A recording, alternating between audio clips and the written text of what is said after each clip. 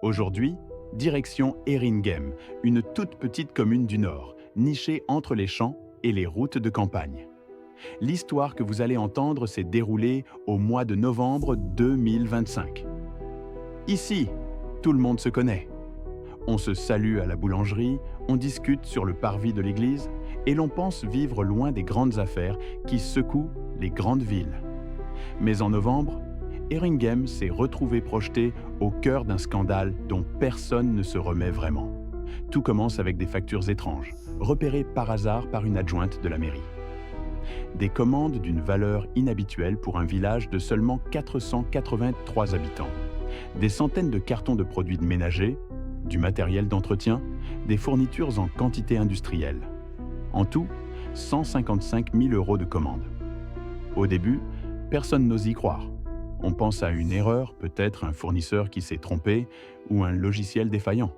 Mais plus les élus fouillent, plus la vérité apparaît et elle glace le sang de tout le conseil municipal.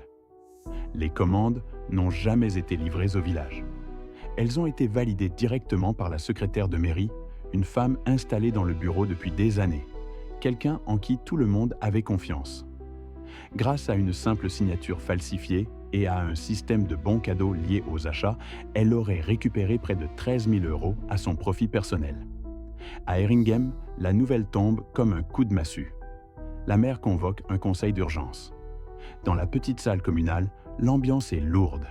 Certains habitants n'arrivent toujours pas à y croire. Pas elle, ce n'est pas possible. Mais les preuves s'accumulent. Commande après commande, facture après facture, le schéma est clair. La secrétaire utilisait les finances du village comme un carnet de chèques personnel. Rapidement, l'affaire est transmise à la gendarmerie. Les enquêteurs confirment que les signatures de la maire ont été habilement imitées. Pendant des mois, l'employé aurait profité du système en toute discrétion. Pour un village comme Eringen, 155 000 €, c'est énorme. Cela représente presque plusieurs années de budget pour certains services.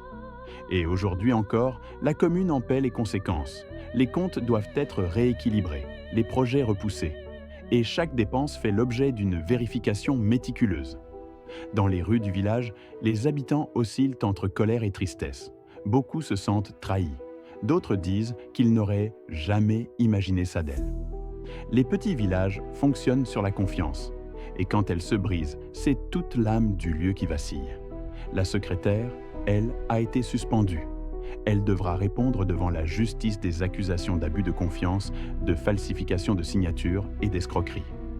Mais pour les habitants, au-delà du judiciaire, ce qui fait le plus mal, c'est que la trahison vient de quelqu'un du village. Quelqu'un que l'on croisait chaque matin.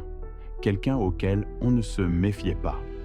Aujourd'hui, Eringen essaie de tourner la page, même si l'affaire laisse une profonde cicatrice.